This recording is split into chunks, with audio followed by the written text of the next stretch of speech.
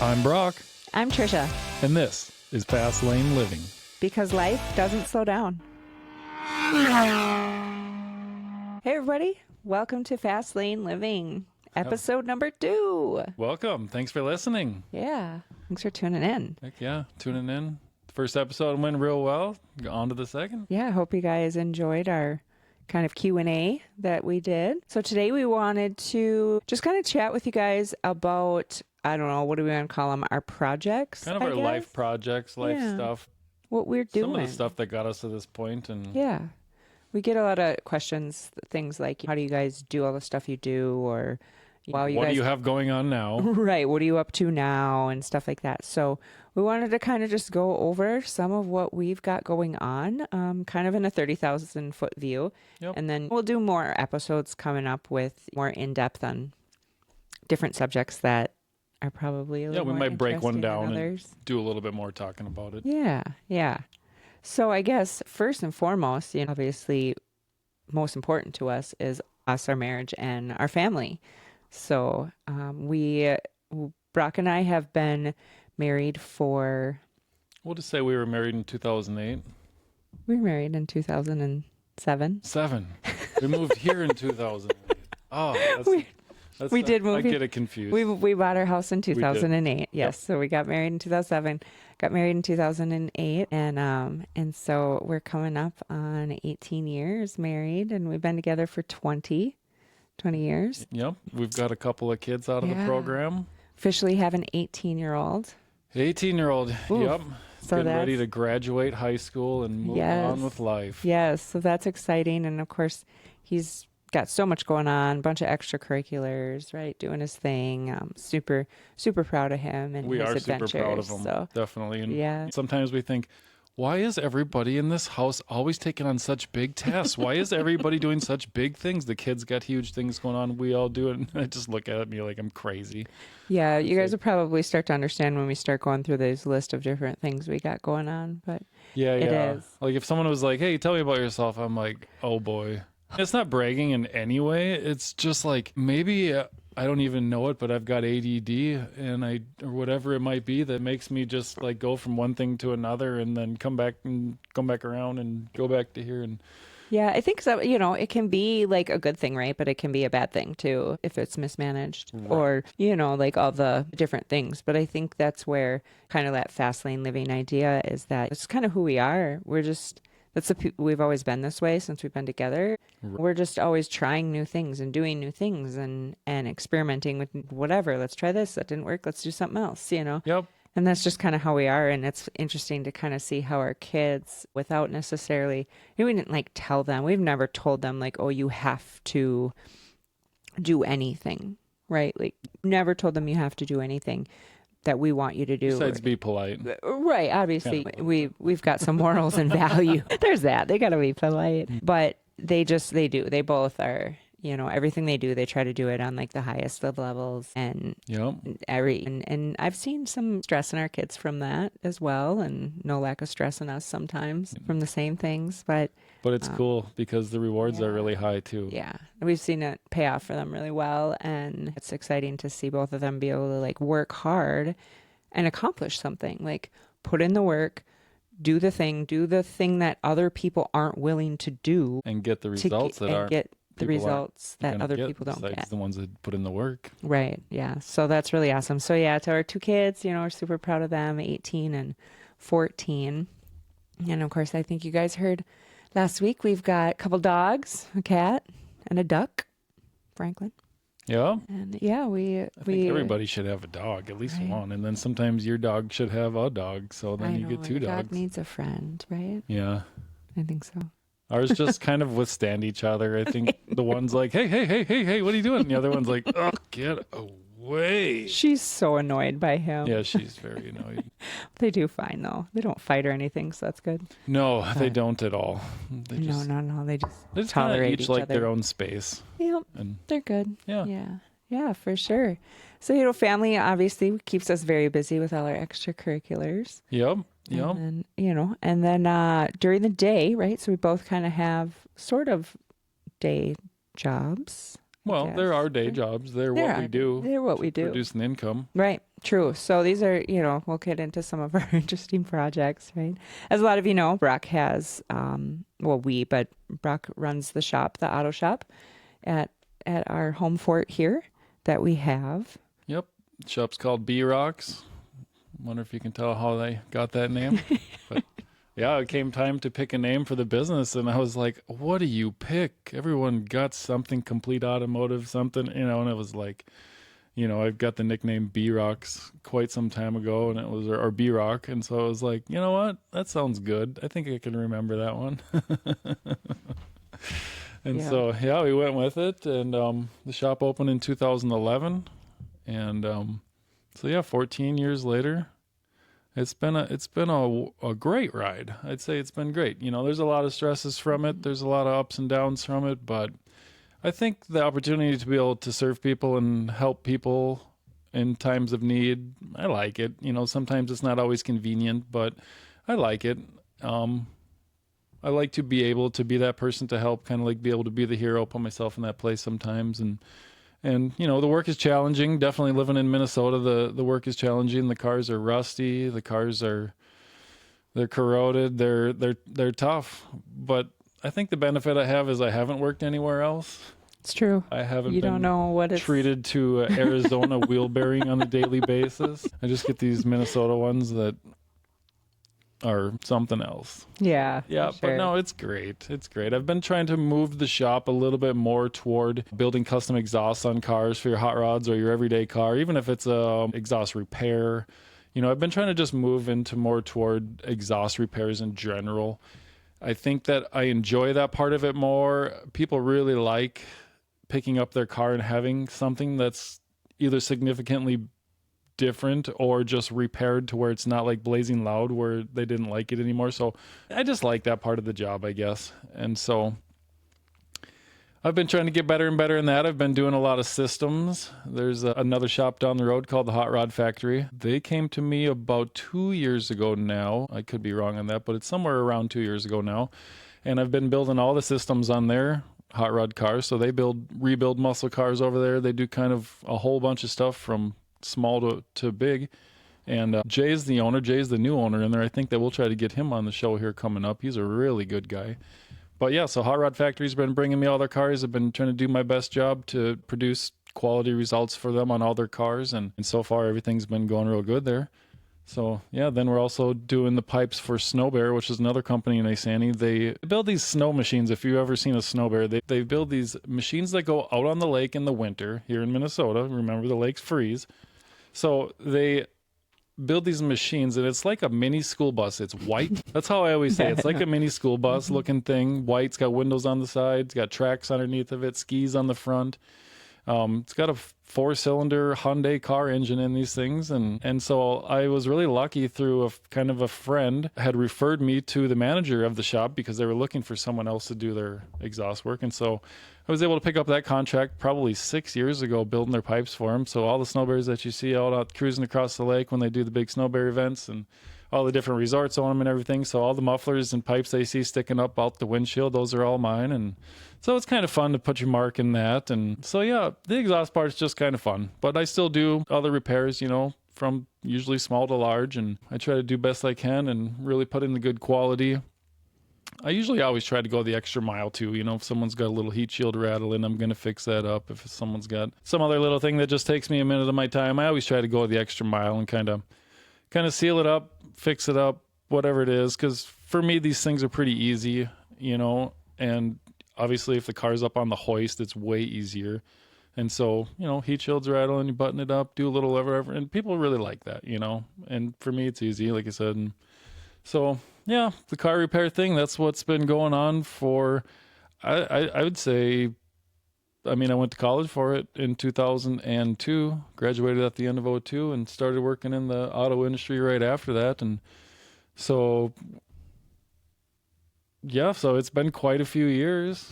And then even just working out of home has been quite a few years. I remember when I was working for somebody else, multiple different shops, I was kind of always like, I would sort of want to, like, I think I just always wanted to be the boss.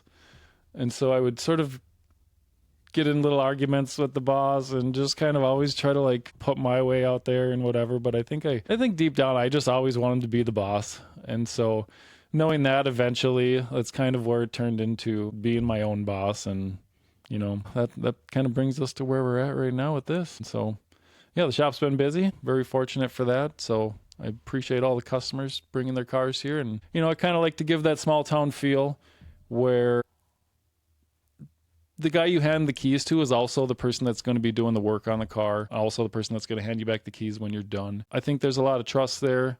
I can easily explain some little things that you did, little things along the way, and it's just really that personal touch. So yeah, so that's B-Rocks. Be happy to help you out at B-Rocks if you want to bring your car in. General repair and custom exhaust. There you go. That's it. That's it. So yeah, I know. Yeah, I see that, you know, and you've talked a long time about really liking doing those custom exhaust jobs and, you know, being able to kind of be creative and having the bender and all that. I mean, obviously you couldn't do it without the bender.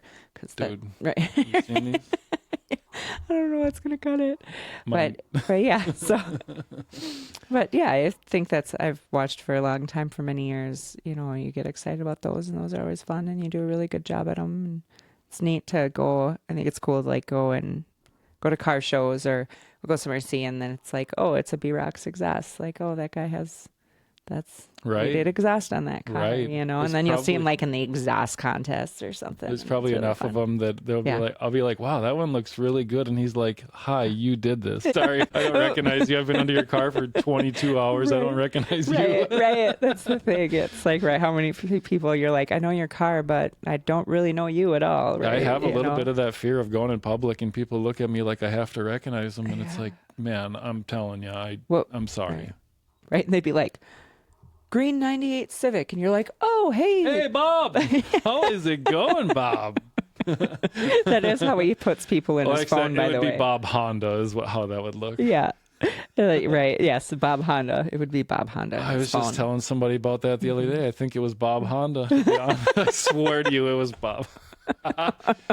I was like, yep, I've got a friend. We were friends for like 10 years before I changed his name from Jim Regal to his actual last name. His like real last name, right? Yeah. He was like, hey, thanks for changing that. I feel closer to you now. Right. I feel like it's like more of a permanent thing now or something. Well, when somebody calls you or texts you and it says, you know, Bob Honda, and it's like, okay. Right. I have a good idea who this is. Right. Maybe not always, but not always. Close Figured out. Yeah. It happens. Well, that's the thing. You have a lot of customers. You can't be expected to remember everybody's face and every situation about everything. So right. But we got records and we got some history, and that usually helps quite a bit. Right. That's it. Keep good records. That's good advice, guys. Start a business. Keep good records. Keep good records. Yep. Yeah. Yeah. It's been a fun run. I mean, I remember when when you first opened the shop, right? And I was still working outside the house. I was working full time outside the house, and you were working full time outside the house, and it was like, oh boy, here we go. I think I got a hold of you because I had told the boss that I was going to put in my 2 weeks or something. I had enough. Well, you put in like a 6 week, and then it was like 2 weeks later. Remember? Yeah, you were going to like help train the new guy in or something. So we were 2 weeks into the month. Yeah. And I remember this like it was yesterday. And I was like, hey, here's what I'm going to do. I'm going to go off on my own. I want everything to transition as smoothly as possible. What I'd like to do is I'd like to put in my 6 weeks, and what I'd like to do along the 6 weeks is I'll train the next guy to do everything I do, like everything. And I think I was one guy that did two guys' jobs. I did a lot of stuff at this last place. Yeah. And that's fine. That's perfectly fine with me. And so I was like, yep, I'd be happy to train this guy in, happy to make this a smooth transition. Everybody's happy. Well, I think the next day I came into work and the boss says, hey, the big boss man, he wants you out by the 1st. Yeah. And I was like, yeah, I know, March 1st or whatever. Yeah. May 1st. And he's like, no, like in a couple weeks, April 1st. And I was like, oh, well, I wanted to help make this. And he was like, he doesn't need you to make a smooth transition. Yeah. It's done. I think it was the idea, you're going to start your own shop type of thing. And it was like, he wanted me out. He thought I was going to maybe like take anything or customers or whatever. And it was like, just trying to sever that. So then I got a hold of Trish and I was like, hey, I'm I'm heading home with my stuff. She was just like, I was at work and I started crying. Yeah, it was scary. Well, it was like, oh God, this is for real, right? Because he was the main breadwinner for sure. And we couldn't make it on my income alone at the time with a house. And we had 2 kids. Yeah, we had both the kids at then. I think. yeah, Taylor was like 7, 8 months old, something like that. She was young, and yeah. So it was neat. It's been fun. That was our first, our first business that we owned. Right? Well, the thing is when we had some work lined up where I was doing some work for friends and family and stuff on the side, and then all of a sudden there would be cars lined up where it was like, okay, I go to work and there's nothing to do, and I have stuff sitting here at home, and then I wouldn't get to go home early, even though there was nothing to do there. So you're sitting around all day, knowing that when you came home, you were going to have to work on those cars like all night. Right. And so after a little bit of that, it was like, you just felt like, you felt like there's like no way you could even enter the building again. You're like, it's just got to be done. I just have to be, right. I've got something else cooking, and it took over. And so, it worked out, obviously. The things you wish for, and then all of a sudden you come into the future here, and everything that I kind of asked for has come true. The shop, the success, the people, the customers, the business, and it's been like, wow, okay, right. So we're thankful. I'm very thankful. Well, and I think neither one of us necessarily came from like upbringings that it was common to be a business owner, or it was like none of our parents were entrepreneur, and and that's fine or everything, but we didn't necessarily like have a good idea that that's of really what we were doing. Let's be right. We just had no idea what we were actually doing. We were just like, well, this is what we know we want to do, and so we're just going to do it. Right. And and I will say knowing you can do it too is a big thing, and that goes for anybody. You can do it. Yeah. Well, I think that's the thing, and was kind of part of what I was trying to say is like, neither one of us came for that. We didn't like plan that. That wasn't like, this is always our goals for our future forever. Even when we met, when it was just like, you know what, this is what we're going to do, and why can't we do it? And I think you were more, definitely more confident in the especially in the shop, right? Because I had no idea what was happening there, and I was just kind of like, oh man, I just really hope this works, I think was initially like my first feelings about it. But then after a while, after I came home then and started working at the garage, and then we were both self-employed working for each other, it became more of like, not so much, hey, I hope this works, but more like, we're going to do what it takes to make this work. And, oh, okay, this is how business ownership works. One of my favorite sayings is, luck happens when preparation and opportunity meet. Oh man, that's the best. Right. And so, and I really felt like that, like, I think before I was a business owner myself, when I was younger and, didn't have an understanding of what happens, I looked at those people as really lucky, right? I just thought, oh man, they're lucky, right? Like, and Broc knows how quote unquote lucky I am. I literally have never pulled more than $100 on a pull tab. I wouldn't call myself like the lucky. Can you hear the anger? Like never. And so I was always like, they're so lucky, and that's not me. That's not for me. And this was never anything. It was never something that I even like had on my radar, because I was like, for other people. So I think for me, it was a big discovery too, through that time of opening the shop. And that's when I really discovered like, hey, anybody can do this. Anybody can work for themselves if they want to. Right.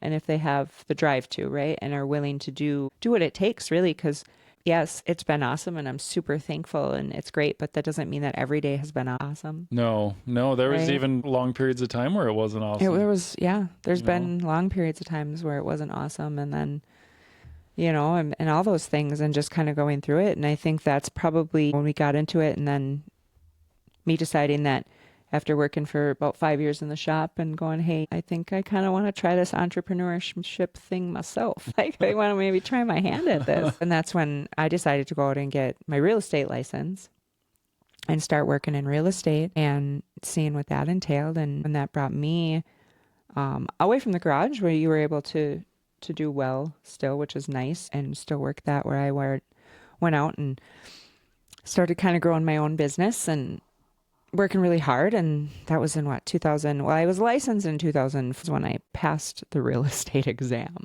we'll say. And then I joke that I spent like the next 9, 12 months or so, like practicing paying dues. Pulling curtains off walls to No, it stop wasn't. leaks. Yeah, I didn't sell anything As yet. per our Right? last Yeah, episode. right.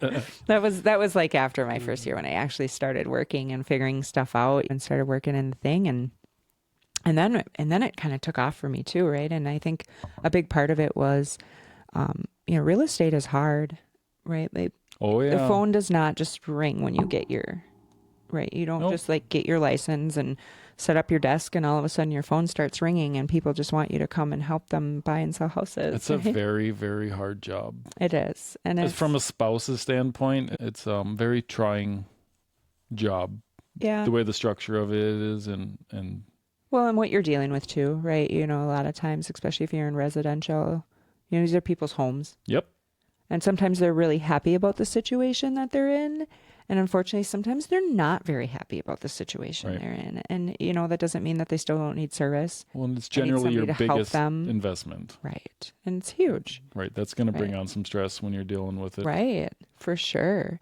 And so you have to go out there and you have to like not only know your stuff for your industry, and really like work hard to really understand how to negotiate properly and how to you really understand contracts and forms and these things that you're having your clients sign. You need to know what they say, right? And so not only are you studying all the actual intricacies of the industry, but then you have to be able to go out there and kind of sell yourself to people and say, hey, this is why you should work with me as your realtor, advertise for yourself, and then when you do get a client, then you actually to go to work and work on trying to get that house sold, not only sold, but get it to the closing table. Right. Right. And so, yeah, it's a lot of hard work to get good business going, way harder than I thought. And I think that's true. I don't know that I've met a realtor who got their license and thought it was going to be as hard as it is.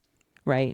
Like none of them did. No, I mean, unless they have some kind of history in it and they Right. knew what to expect. But yeah, so I joined a team as a buyer's agent, got my feet really wet really fast, which was excellent. Sold, was able to sell a bunch of houses in my first couple of years, being active.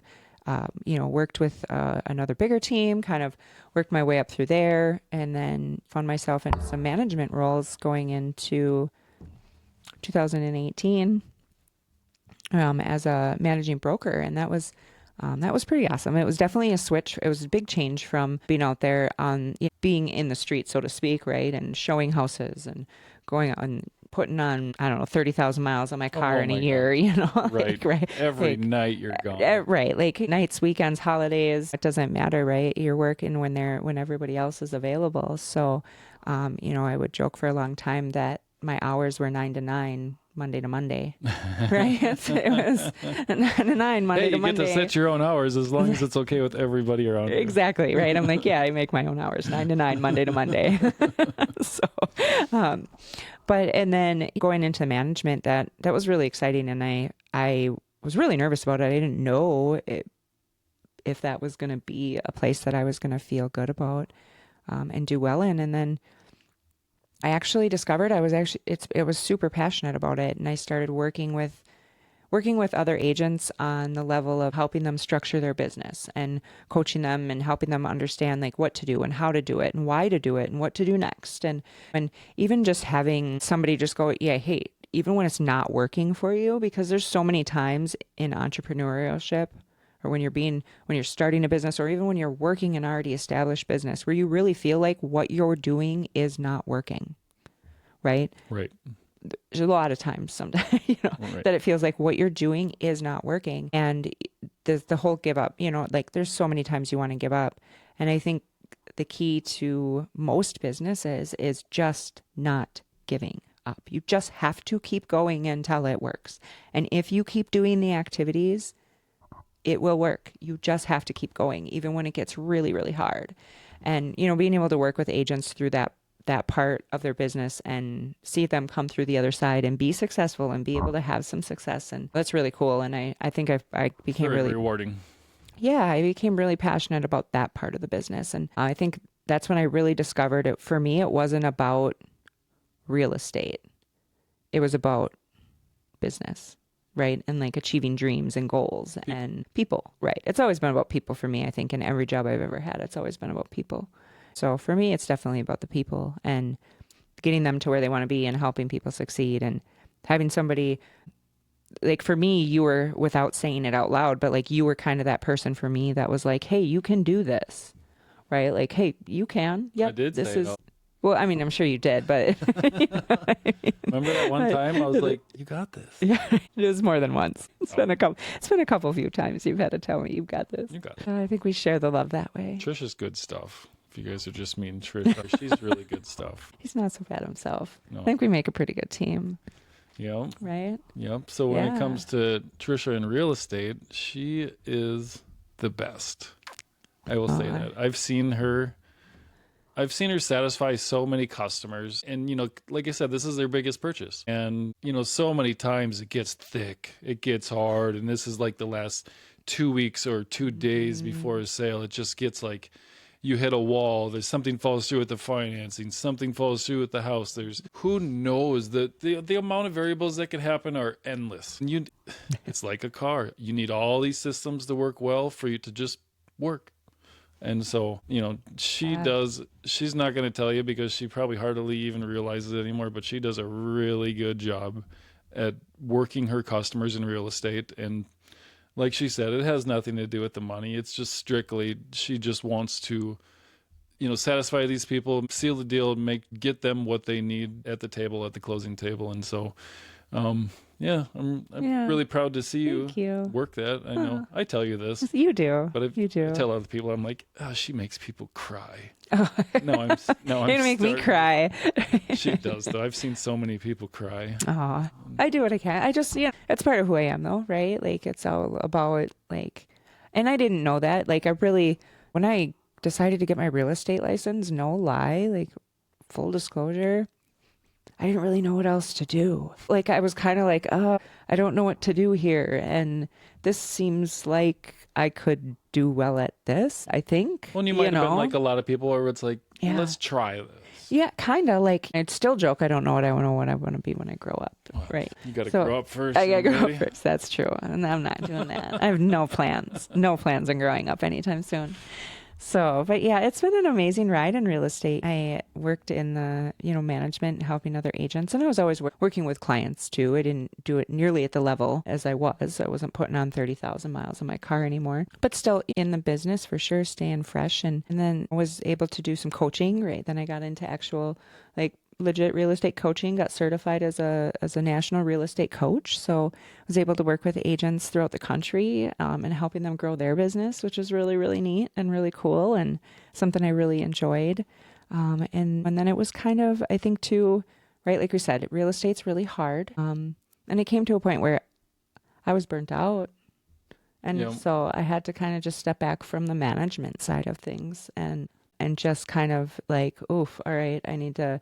And of course, as you'll hear, as we go on with our next, we have a lot of other projects going on, and I really wanted to, I think a big thing for me was I started to feel like the only thing for me was real estate. And I knew for my heart, it was so much more than real estate. Like, it's so much bigger than just real estate for me. Right. Like real estate's awesome. Real estate's the vehicle to get you where you want to be. Right. But like, there's so much more than just real estate. I don't want it to sound to just real estate, but like, I wanted to experience and do more. I wanted to see more. I wanted to learn more. I wanted to grow more.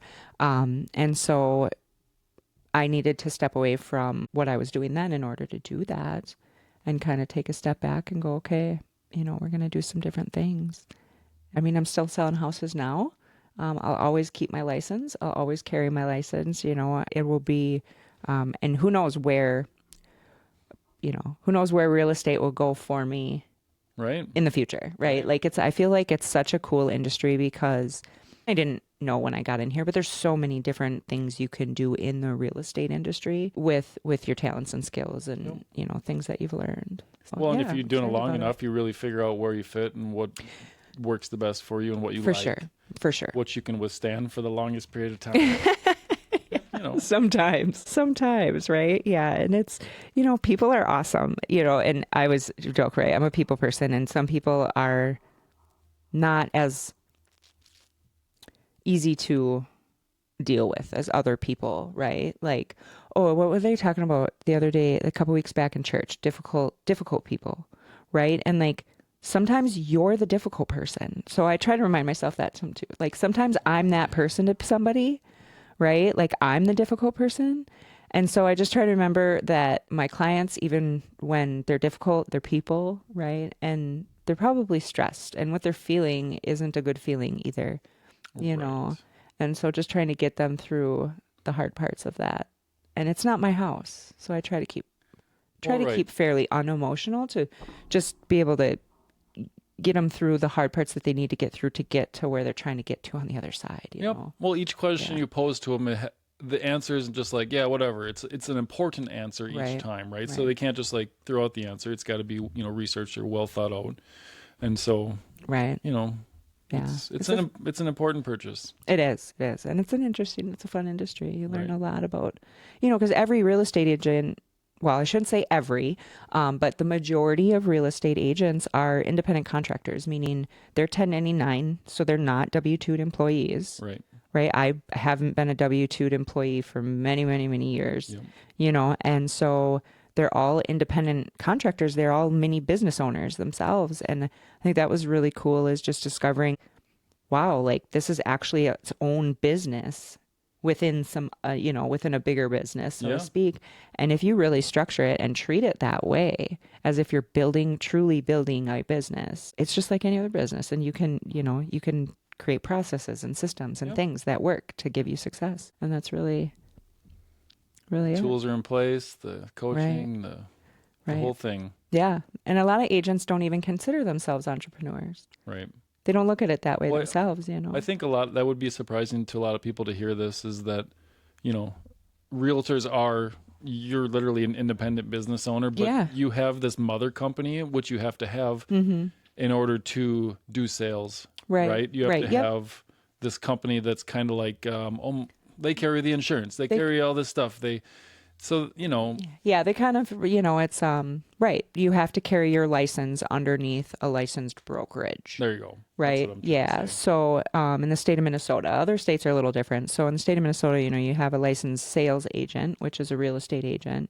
And then you also have a licensed broker, which is what my license is at this point, right? So everyone starts out as a sales agent. Not everyone gets their broker's license. You don't have to. No, you have to purposely go. Right. You have to go for more schooling for that and more testing to get that. And you have to do more, you know, keep up on your continuing education. So I have to do 30 plus hours every year, you know, of continuing education to keep my license, and, you know, whatever that is, right? All kinds of different things you can do for it and things like that. So as a broker, as in Minnesota, you have to carry your license under a brokerage or a broker who's going to be your managing broker. And essentially they're kind of responsible for you doing things within the ethics, right? So real estate agents are bound by a code of ethics, similar to like a doctor or a lawyer would be, right? Where you know, when we're dealing with our clients, we have very sensitive information, and we could really hurt somebody with that information if we chose to. So we're bound by a code of ethics. And so our license, you know, we can have our license revoked if we're not doing things. We can be brought to court. We can be brought up on charges. We can be fined. We can have all kinds of different things happen if we violate our code of ethics. And so that's why a broker has to oversee. They're kind of responsible for making sure agents within their brokerage are following the laws and rules. You know, I mean, real estate is the second most regulated industry next to banking. So we've got a lot of rules and a lot of regulations to follow. Well, that's good, though. You want that. It is. I mean, there's some really good ones. There are some that I just think, you know, unfortunately make things more difficult, where it's like, you know, the few ruined it for the majority. Right. But you're always going to have that. I'm sure there's rules because of things in place where people are selling to their buddy and making more money, and that's exactly it. Exactly stuff like that. And it's not good. It's not good for the market. It's not good for any of us. No. It's like cheating on your insurance, and everyone's going to pay more. It's true. Yep, absolutely. So it keeps it. That's how the real estate industry in Minnesota works for the most part. You know. So having that license under there. So yeah, real estate keeps slanging the houses. The market's actually, you know, pretty decent right now. I suppose it all depends, right? It's all relative. If you're a seller or you're a buyer or you're an investor, right? You all want to see certain things happening in the market, and generally they're all different things. So, but the market is, in my opinion, in my years and years of real estate, in my opinion, the market is healthy. It's okay. You know, having multiple offers on a house and it go for 45,000 over the list price, that's not a healthy market. No. Right? Like I know the sellers like loving that for sure. And I get that. They think that's healthy, but that's not healthy. That's healthy for them, but it's not Right. healthy for the market. Because if you come to the table, you're looking for this place, you're like, oh, I can just afford this. Yeah. And then it gets swept out from under you by someone with $50,000 more available. Yeah. It's like, come on, this is nuts. When Yeah. am I ever going to be able to get into something? Yeah, it's definitely very, very difficult there. And I think that obviously the real estate market it's complicated. There's not one answer. These people that want to like go on and say, oh, well, if you did this one thing, everything would be like, that's not how anything works. What's the secret, Trisha? Right. The secret sauce.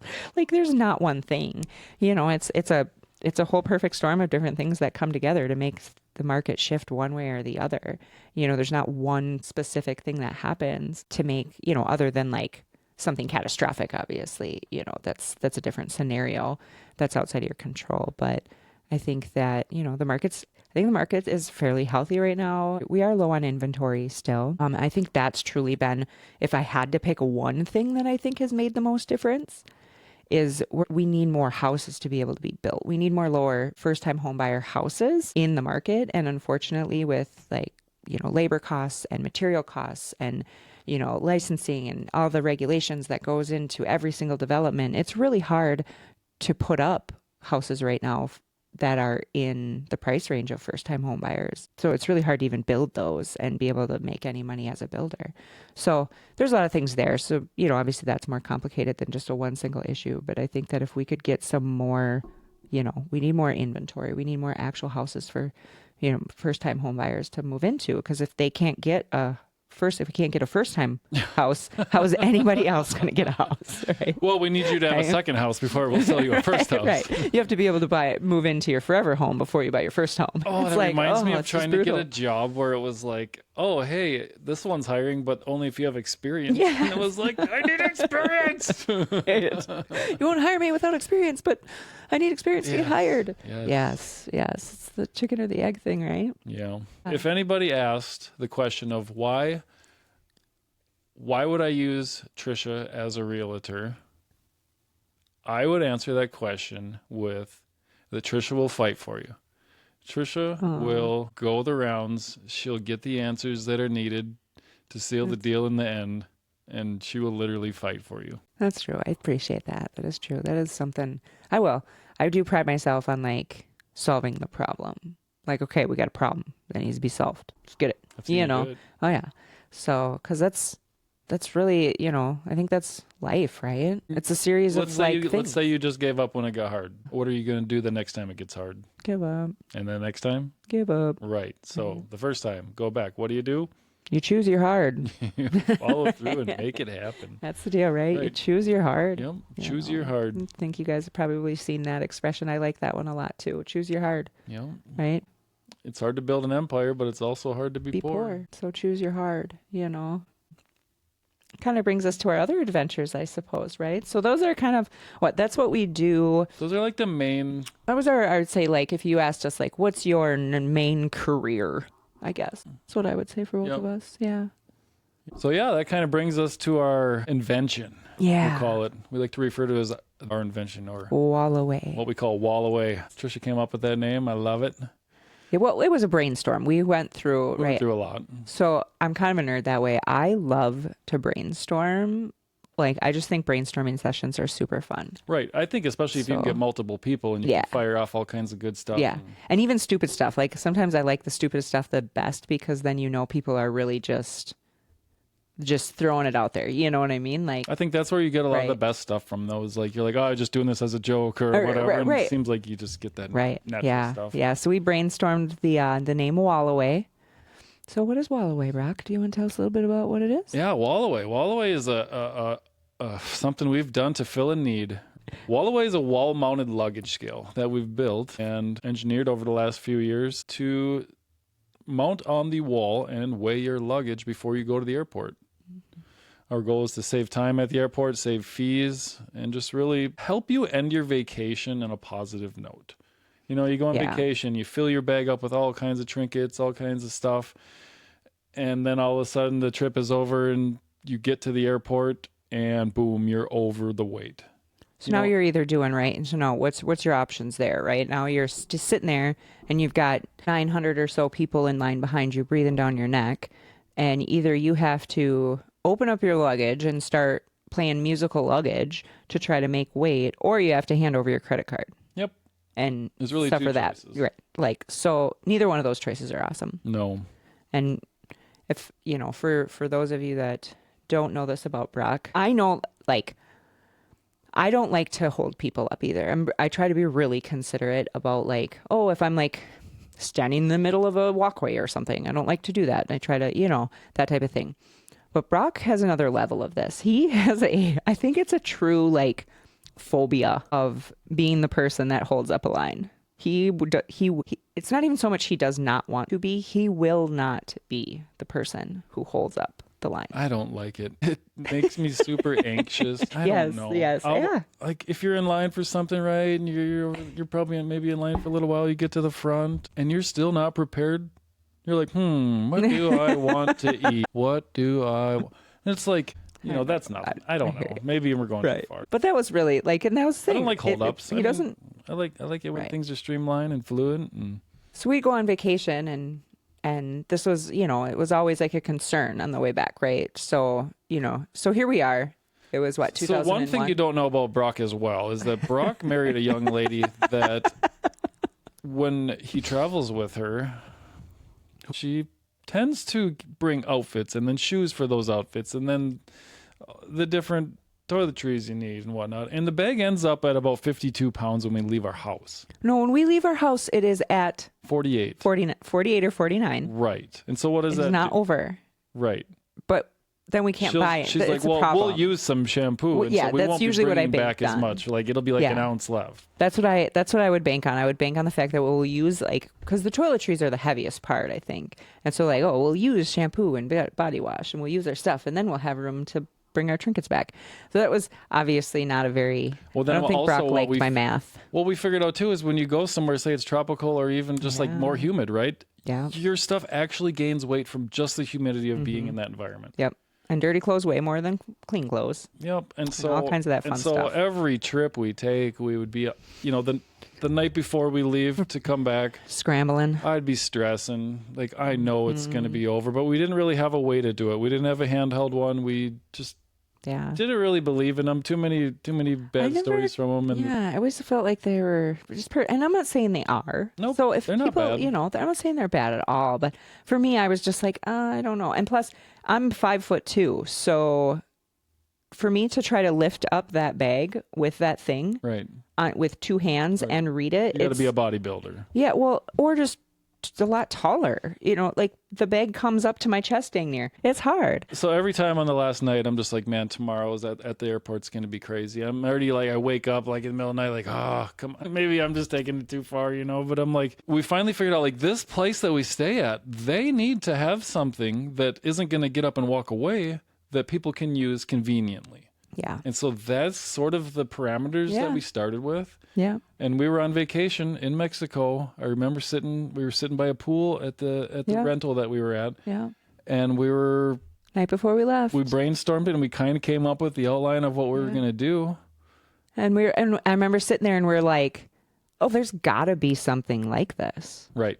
Like it was. There's got to be somebody. Somebody's already thought of this. There's got to be something. And we looked and we looked and we Googled and we Amazon searched and we, you know, all those things, and we could find nothing like what we were thinking of. Yep. And so Then we finally paid a lawyer to do a patent search. Yep. And that came back with it was clear as well. Clear. And so we were like, okay, let's do it. Can we lock this in? Let's start to move forward with this. Here. And so it just kept being yeses. Yeah. You know, even the little no's, we just worked around them and it became a yes again. And so we just kept moving forward with WallaWeigh. And it's like, you know, I think oftentimes you have an idea. You're like, hey, we should invent that. Like we say it all the time. That's what like we've invented so many fictitious things. Right. That would never, you know, but I think that's just kind of who we are though too, right? Like and so with this particular one, we just kind of we're like, hey, this one could actually work. Yep. Yeah. Should we give some details how that started? So, yeah, I mean, I guess, we'll do a full episode on just WallaWeigh for you guys. There's enough to talk about. There's so much to talk about, we'll talk about what the patent process is like. We'll talk about, because we did, we received our official patent approval in February of this year. So we were really, really excited about that. That's such a huge thing to get a patented product for sure. So we have our U.S. patent, and we're moving to international patenting as well. So we'll definitely get into like more details about it and things like that. But yeah, it's so right now, we've got a fully developed product. We prototyped out. It's fully working. We're working on tooling. Our tooling is complete. And we're moving into mass production here as our next big step. So we're really excited about that. And that's kind of our next, I don't know if it's our next thing or another thing. And, but it's a project that we've been working on that we're really excited about when we kind of talk about all our different projects that we have going on. So I would say that, yeah, it's been an amazing ride. Never did I think I was going to be an entrepreneur. Never did I think I was going to be an inventor. A patent holder, right? All these things that, it's just, sometimes it's surreal, but it's really cool. And again, I think that like my biggest thing is like anybody can do this. And everybody won't, right? Just because everybody can doesn't mean everybody will. And that's okay. It's not meant for everybody. There are times in our lives, especially I would say with developing a product. Broc and I had to sit down with each other. I'd say probably maybe a couple years ago now. Yep, when things got real serious. When things started to get real.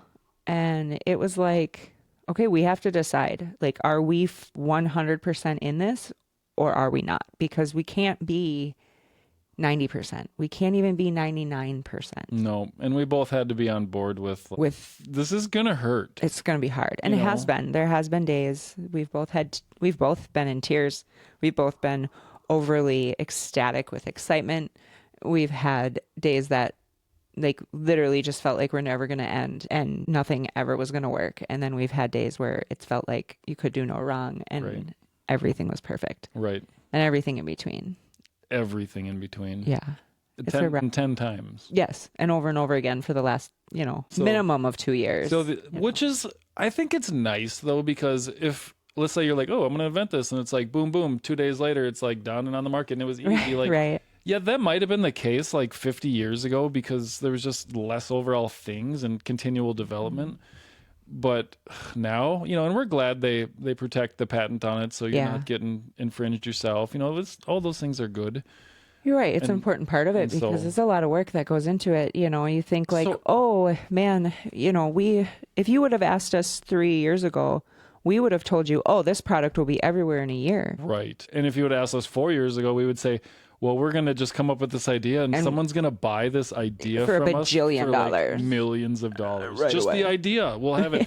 We'll have a provisional patent and they'll just write us a check. Write us checks, right? And so little do you know, when it gets into it and you find out. It's actually not the case. It's actually not the case. Yep. Not the case, So for the WallaWeigh, obviously we've got some really big goals. Our goal of target market for this is going to be hotels, motels, Airbnbs, right? Vacation rentals in Vacation general. rentals. Yep. We want to be able to get them in there so that they're there at your hotel or at your vacation rental when you're there, so you don't have to worry about it, and you can hang it up there. You flip the little arm down, hang your luggage on there, get your weight, off you go.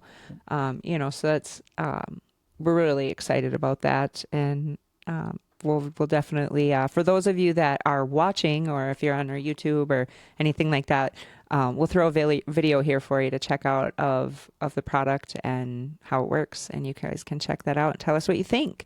Tell us what you think. It's so close to being out there.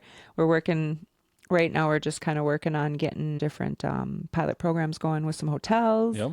Things like that. So lots of networking, lots of communicating, lots of, we're working on some funding, of course, because now we're getting to the, producing a product is expensive. I'm be real. It's real expensive. Yep. It's very expensive on that part. But that's those are our 3 current active projects, right? So we've got the shop, work in real estate. We're doing WallaWeigh. I'm trying to think if we have any, I'm trying to kind of separate this into like work projects, and then we'll do another episode for you guys on all our fun projects, because we do some fun stuff too. Yeah. And that adventures, well, I suppose, so we did a couple years back, was 2020. We embarked on an adventure that's kind of been on hold for a little while, and we purchased 2.5 acres of land. So it's undeveloped land in the Baja of Mexico. So, which is our... Yep. So that's something you're going to have to stay tuned, and Yes. we'll fill you in more another time. But we've got just the most beautiful place. It's amazing. Overlooks the Pacific. Sits on the mountainside. Yeah, there's mountains all around behind you. Oh. There's the beach and the ocean in front of you. Yeah. And it's just the greatest place. Beautiful. It's in like pretty much if you go on a map and you look at Hawaii and you draw a line straight across over to the Baja, that's where we are. So Yep. we've got the perfect climate, perfect temperature, and we've got really big plans for that. We've got some really exciting plans for that piece of property. Yep. And that's actually how WallaWeigh came about. It is. First, yes. we embarked on this property. And then we started thinking, okay, let's open up a bunch of Airbnbs on here. How great would that be? We'll have like 8 Airbnbs. It'll be like rustic. It'll be really awesome, right? Let's do that. And then we were like, okay, we got to gather up some money so that we can open up these Airbnbs in Mexico. And then we were like, all right. Let's invent this product. So what happens though is Yeah. when you tell yourself you need to figure things out. And this is for me. When I know that I have a goal or I need to figure out a certain amount of money or I need to do whatever it is, my brain starts working in the way of figuring that out. Yeah. And so whatever your decisions are, you're like, is this going to help me in that? Is it? And you just kind of move forward all the time with that. And so. Yeah. And I think that's definitely kind of goes to the thing, the whole idea of like, that's kind of how we've always worked too. And not even consciously, like, I don't know that we've ever had the conversation that we do it this way, but generally we don't decide what we can do based on how much money we have. We decide what we're going to do, and then we figure out how to get the money to do it. Right. So I think that has, doing it that way for us, right, I think that's a huge part of why we've been able to have success, where we've had success, is because we have never looked at the amount of money we currently have as something that's going to stop us from doing something else. We just have to, we'll just figure out how to get more of it, or get a different amount, or get it where we need it to be, or move it over here, or whatever. Especially if it's an obtainable amount, right? We're not buying a yacht. We're not buying a Lamborghini. Well, and that's the thing. We're not trying to be like, oh, well, tomorrow I need $1.5 million or something, right? But it's like, well, this is what I want to do. How do I get there? Okay, well, then now I'm going to figure out, it's not so much, here's what I have and what can I do with it. It's what do I want to do? Now, how do I get what I need to get there? Yep. And that's really... So we're like, let's invent something quick, and then we'll be building our Airbnb. And then all of a sudden we were like, oh my God, did we just like open up a whole other basket of worms We did. And but that's going to happen though. We might just build less Airbnbs. We might build a nice house for ourselves and then a couple Airbnbs. And maybe they won't even be rentals. They'll just be like for our friends and family. Come and stay. Each family has one to stay in. Take you all around the Baja and show you all the most beautiful places. Then I'm going to build a mini farm. Oh. The mini farm is a different episode. You're teasing them. I am teasing them, but here's the thing. We don't have a lot of time left. And this is a bigger conversation. Stay tuned for the mini farm. This is a bigger conversation. You guys are going to love this. We've got such a cool plan for... Yes. What we call the mini farm. The mini farm. Oh, it's so good. I'm very excited. This is like my true passion. Hey, mini farm. That's fun. All right. Awesome. With that, let's sign out. All right. Thanks, guys, for listening. Thanks for listening. Thanks so much. See you later. We appreciate every one of you. And we will catch you next week, huh? All right. Bye-bye. Keep living in the fast lane.